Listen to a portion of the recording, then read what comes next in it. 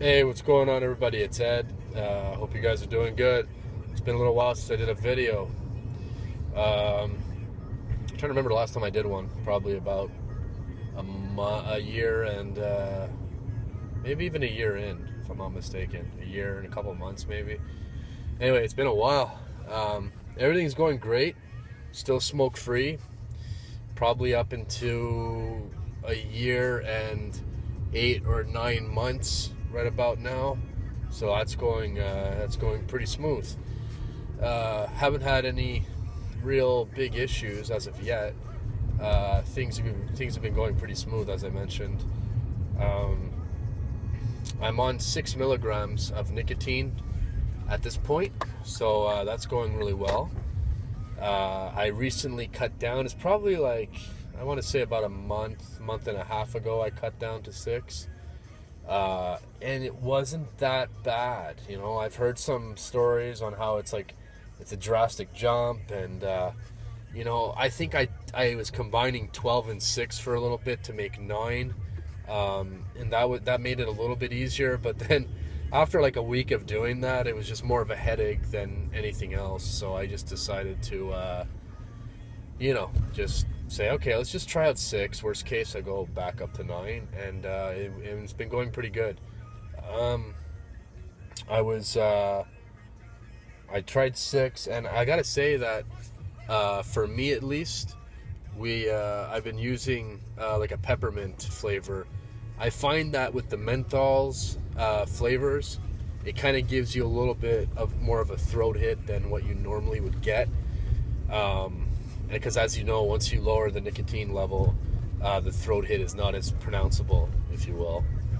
So, anyways, I recommend that if anybody's having a hard time finding a good like 6 flavor that kind of gives you that throat hit, that throat pop. You know what I'm talking about?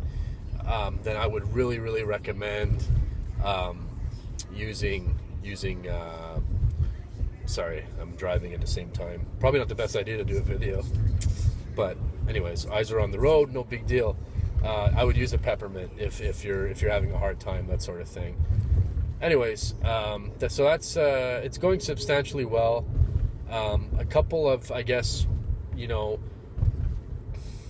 the biggest thing for me, I suppose, or one of the biggest things for me, has been the preparation of going somewhere, anywhere, day to day, or for a night thing, or an event, or any sort of all day thing, or what have you.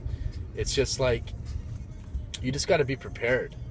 You got to be prepared for anything and everything. So, like, I made a video a long time ago where I mentioned that, and I really mean that. That's super important. Like, everywhere I go, I have my pouch where I have backup coils. I have a backup,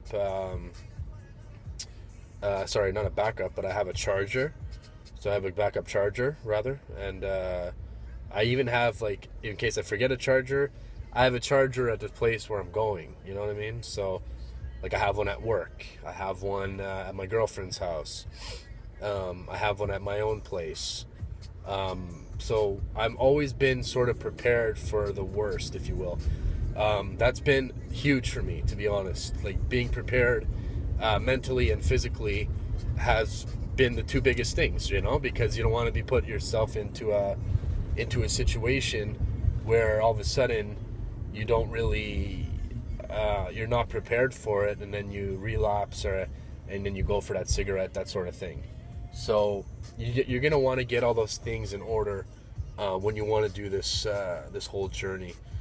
And I took my time, like I said, it's been almost going on 2 years I've been vaping now, and I told myself going in that I wasn't gonna have like a time limit. I didn't put any pressure on myself whatsoever, but I feel fantastic, and you're gonna want to be prepared, especially for those times where, let's say, alcohol is involved and you're at a party or whatever. You don't want to be there at a party and there's 5 smokers there, people that you used to smoke with, that sort of thing, and all of a sudden your vape runs out of juice. There's no charger around. Or you run out of liquid. That sucks too, because then you can't vape anything.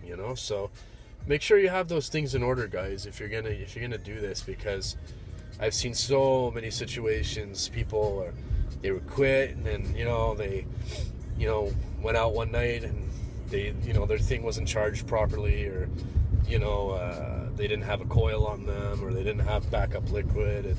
Look, I'm not gonna lie, it's a pain in the ass. It's a pain in the ass to carry all this stuff around. But in the long run, I'm sure you're gonna thank yourself, just for those situations that that do come up, because they do. So that's been the biggest key for me, really, is just being prepared. And honestly, guys, that's really, there's no secret to this. It's you have to want it. You have to want it for yourself. I mentioned that a couple of times. Don't quit for anybody else. Quit for yourself whenever you're ready. And just do it, man. Just do it one day at a time. Don't put any pressure on yourself. I remember when I had my last cigarette, I literally said, like, let's see how long I can go without one. That was zero pressure on my back, and that's exactly what I needed for like a year straight before vaping was into question.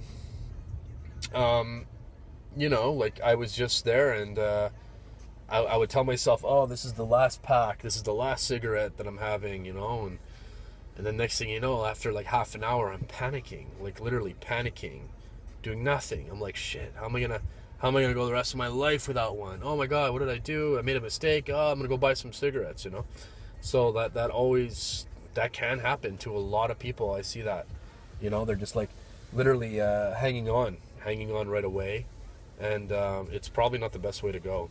In my opinion, take the pressure off yourself. Do it that way. Just test yourself. See how long you can go without one. Start from there, and if you can go a couple of days, great. And if you smoke after that, okay. But then get back on the horse. Do it right away. Don't wait. Don't do it and then wait like. Sorry. Don't do it and then wait.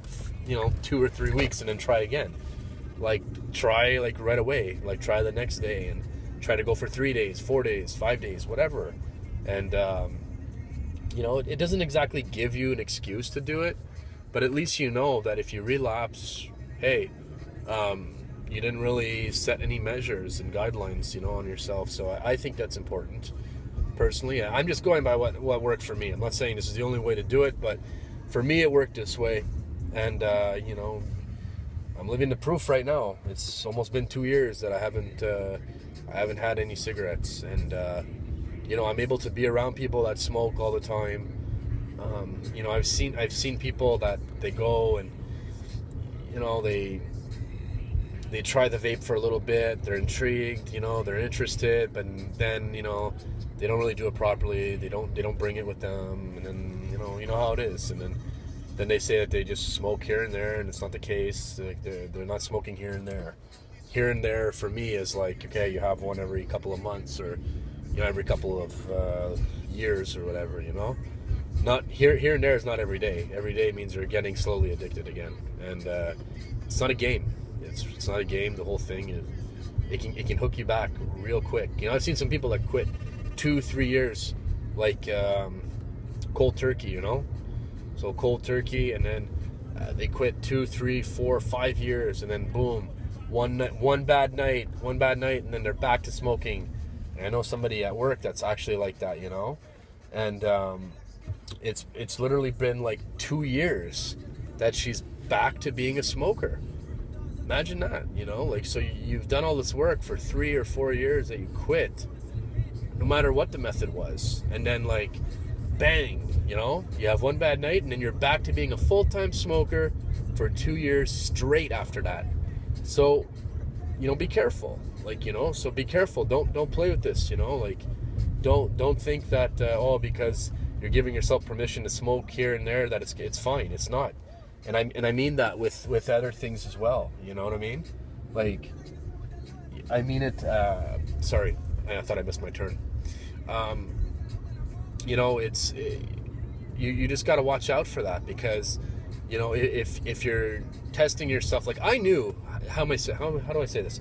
I knew that when I was challenging myself to say, okay, I'm really gonna try and not have one, I knew that I was really going to try and not have one. Don't just use it as an alibi to give yourself permission to smoke. This is not what we're doing here, you know?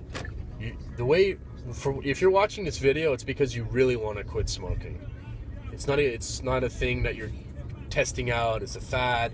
Oh, you're doing it because you want people to be proud of you. Like, no, you actually feel like wanting to do it, you know?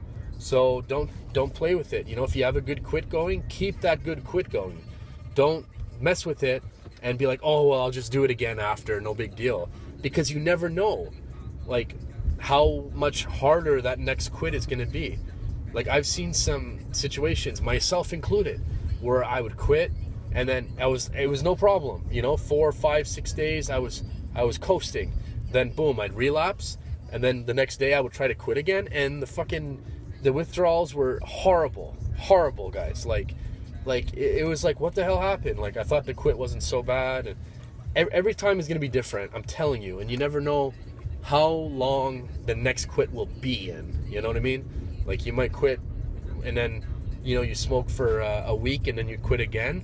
Or you never know, you might quit and then smoke again for like 10 years and then be like, oh man, I'm really screwed now. Now what do I do? And you don't want it to get to a point where it's too late. So I actually follow another YouTuber. His name is Jared Winkler.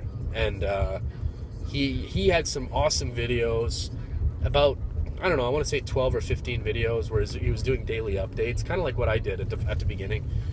And anyways, this was like back in 2011. So I found his channel a couple of years ago, and I watched all of his videos, right? So I'm figuring, okay, well, 2011, the guy's probably been smoke-free for like, what, 5 years now? I was just searching YouTube, just doing my regular thing one day, and I see another channel, and the guy kind of looks like him, and oh my God, like the guy, after 3 years quitting cold turkey, he had a one bad night. I don't know exactly what happened. And then bang, he was back to smoking for 4 months, and he's like, I'm trying to quit again. I was like, oh my God, this guy was such an inspiration for me to quit. Like, if this guy could do it, I could do it, you know? Mind you, he did it cold turkey. It's a little bit different, but still. Anyways, quit is a quit. And I couldn't believe it, man. I was like, wow, that's too bad, you know? So it was more of a reassurance for me. I'm a firm believer in learning from other people's mistakes in life. So don't make the same ones yourself, you know? Learn from him, learn from me, learn from anybody that tells you anything. Like, these people are I'm not kidding around. I'm not doing this for fun, you know? But if I could help one person out there actually quit, take it serious, and then do their thing and be happy and smoke free, then that's why I did this, you know? So anyways, I just wanted to let you guys know that's what's up. About a year, 8 months, 9 months in, something like that. It's all kind of gelling together right now. So I kind of lost count, but that's a good thing, right? That means I'm doing a good thing. So you guys should do the same thing. Whenever you're ready, of course. If you have any questions, let me know. I'm totally open. I'll probably do like a video the next day. I know I don't do them as often anymore, but that's because I'm not really getting any questions or recommendations or anything like that. So, but if you have something, I will gladly do it within a couple of days. So let me know, guys. Thanks for watching. This is Ed, and you guys take care. Stay smoke free. Take it easy.